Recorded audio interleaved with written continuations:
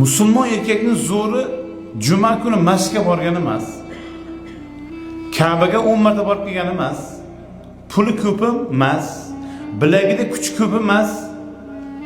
Eng yaxshisi payg'ambar aytadilarki, xayrukum li ahlihi. Musulmon erkakning eng yaxshisi va eng yaxshisi o'zini ahliga yaxshi munosabatda bo'lganidir degan. O'zini ahliga yaxshi munosabatda bo'lgan erkak musulmon erkakning eng afzali, eng yaxshisi shu. Nima uchun? Azizlar, bir narsani bilishimiz kerak. Bu narsa nima uchun kerak?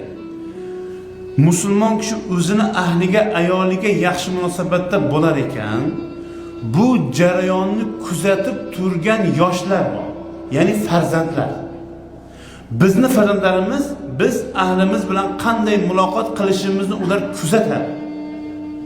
Har doim shunga e'tibor beradi.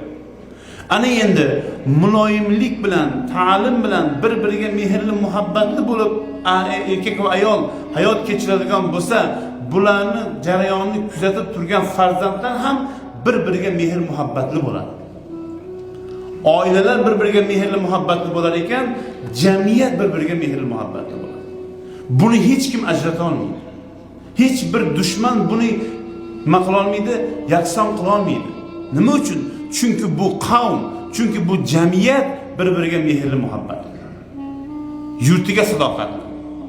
Mana bugungi kunda ko'rib turibsiz, qanday insonlar o'zini yurtiga muhabbatli ekanligi.